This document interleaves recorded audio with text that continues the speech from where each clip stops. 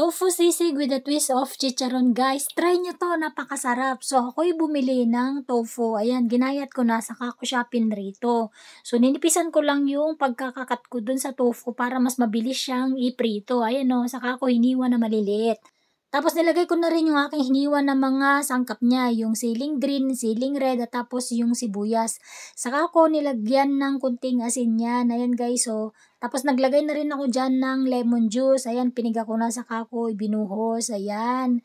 So, yung sunod, nilagay ko na yung ating twist of chicharon. So, itong paggawa ng tofu sisig with chicharon ay napanood ko lang din ito sa real friend ko na si Sis Rhea. Shoutout sa iyo, sis. Tapos, ginaya ko at ang sarap niya nga, guys. Lalo kapag ganyan yung pagkakaluto mo at kakainin mo na siya kaagad na malutong pa yung chicharon. Siyempre, yung huli ay nilagyan ko siya ng mayonnaise. Ayan o. So, ang sarap-sarap na yan, guys, talaga. Halos ako lang yung nakaubos niyan kasi wala si Mr. Hindi siya umuwi nung time na yan. Pero yung ginawa ko dyan ay hinalo ko na rin muna. Tapos habang hinahalo ko, tinitikman ko yan. At best serve siya ng mainuming pampainit. Ayan guys, shot tayo!